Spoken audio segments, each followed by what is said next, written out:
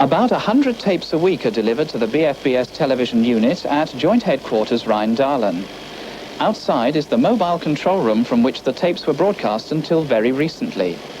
It was from this mobile that the service started from Celle in 1975, moving to Wörl in 1978, and finally to the headquarters in July 1980. Unknown to viewers and without any break in transmission, much of the equipment was reinstalled, together with all this new machinery which you can hear, in this more permanent accommodation only a few weeks ago. And now at last, the small number of staff who work here have the conditions they deserve. They are the videotape operators who line up the programs and check them for transmission. The engineers who maintain and operate the equipment.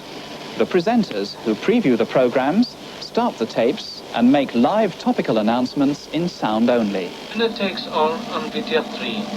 In the Rhine and core areas, it'll be cloudy at first with showers after midday. It'll feel cool with the temperature rising to 7 degrees. Jimmy Tarbuck takes the bets on winner takes all. From tomorrow, this control room takes on an additional role by feeding programs direct from the UK via the live link to our transmitter chain and to your set.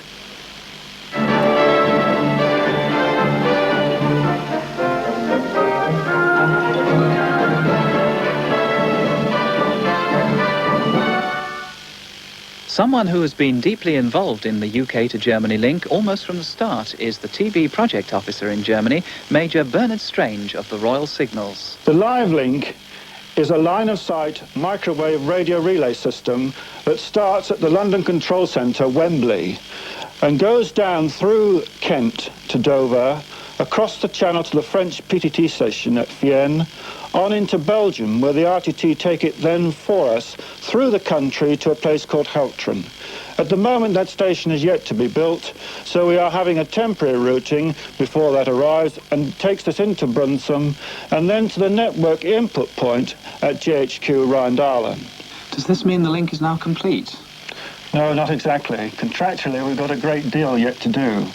But because of our anxiety to get the live link through, Marconi have been able to establish a radio path for us so that you can actually use it.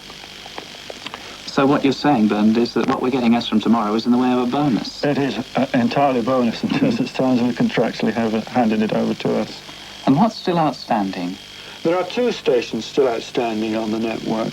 One at Düsseldorf and one at Schwarzenmoor, which covers Bad Oeynhausen and Bad Gofield. We are trying desperately to get that in by Christmas so that the customers can actually have Christmas television. But Düsseldorf, the problem is slightly more difficult because we have yet to get permission to build the tower. So what does this mean for you as a viewer? The controller of BFBS television, Pachebat. This is the moment we've been waiting for a long time, and I must confess now it's upon us. We all feel a certain tingling in our fingertips at the prospects that lie in front of us. You see, apart from the royal wedding, which had its own special problems last year, we've never before joined a UK network for a live transmission before. And there's no doubt about it, it's going to make the whole of our presentation and planning operation more difficult. Up to now, with all the programs pre-recorded, it hasn't mattered too much if we run a couple of minutes late during the course of an evening. Irritating, certainly, but not a disaster. Well, that's going to change. Now, from tomorrow, we aim to bring you 2 live news broadcasts each evening from Monday to Friday.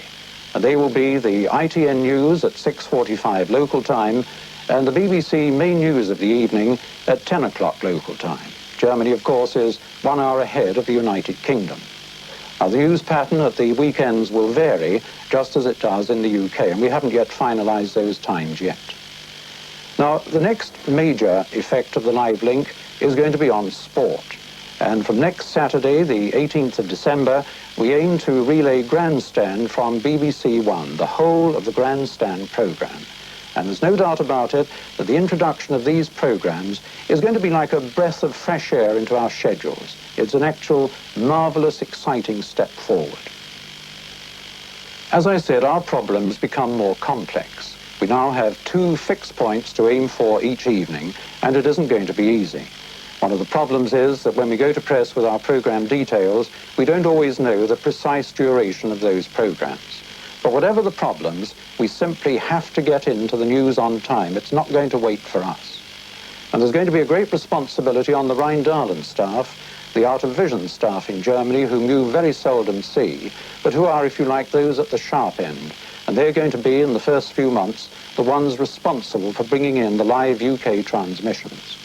We hope it's all going to run smoothly, but if we do have a rough edge here or there in the first few days, I hope you'll be patient and try to understand the tension and all of the effort that's going on behind the scenes. And perhaps, above all, the total dedication of everyone who's involved in trying to get it right. Eventually, we shall be transmitting between 15 and 20 hours of programmes live every week. Some will still have to be recorded because many programmes overlap on the UK channels, and we'll build up to our maximum live service during the course of next year. For the moment, tomorrow's the big day, and I hope that you'll be looking forward as much as we are to the first live news transmissions from ITN at 6:45 and from BBC One at 10 o'clock local time tomorrow evening. Live news on BFBS television from tomorrow.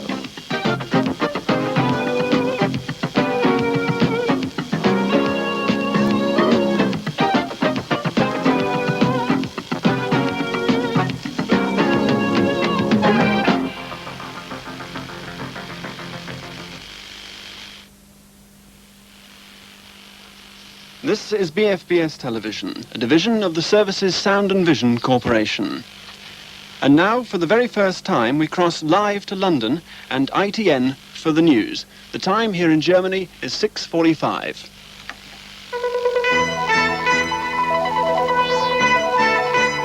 The news at 5:45 with Michael Nicholson. Ulster and mainland police alert as Inler threatens revenge. The women of Greenham Common picket a second day, and Poland's military rulers to ease martial law from New Year's Eve. Airbase. Well, before we say goodnight, we'd like to say hello to a lot of new viewers. That's to British servicemen and families stationed in West Germany. 160,000 of you, we're told. Well, every evening from now on, you can see our news at 5:45. That's 6:45 your time, live from our studios at ITN House in London's West End, direct to Rhein-Darlen, München-Gladbach. It's another television news first from ITV's engineers and from those boffins in the Royal Signals. So, welcome. And that's the news from 5:45 this Monday evening. We'll be seeing you all tomorrow. From me, good evening.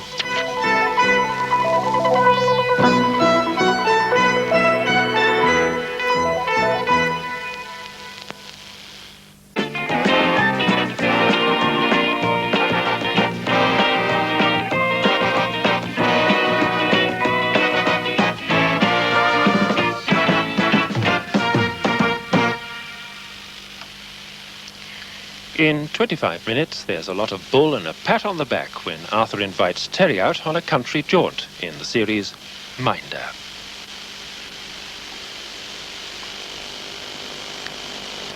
This is BFBS Television, a division of the Services Sound and Vision Corporation. Now, for the first time, live from the BBC, the main news of the evening, with the local time at 10 o'clock.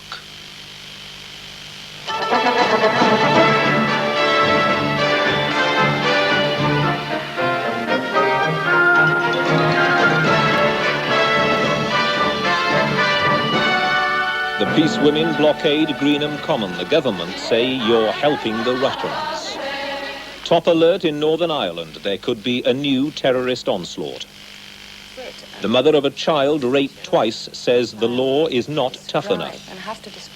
And for the first time, a woman joins the men who run English tennis. Say hello to a new group of viewers 700 miles away.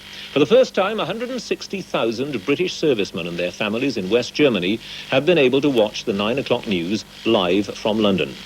We're reaching them via a special microwave link involving some 17 relay points across 6 countries and ending in München-Gladbach. The link's been built by the Royal Signals Corps at a cost to the Ministry of Defence of around £20 million. The signal is even picked up by British troops in West Berlin. An army spokesman there said it was marvellous to see BBC News in Berlin 102 miles behind the Iron Curtain. Now, for the first time, live from the BBC, the main news of the evening, with the local time at 10 o'clock.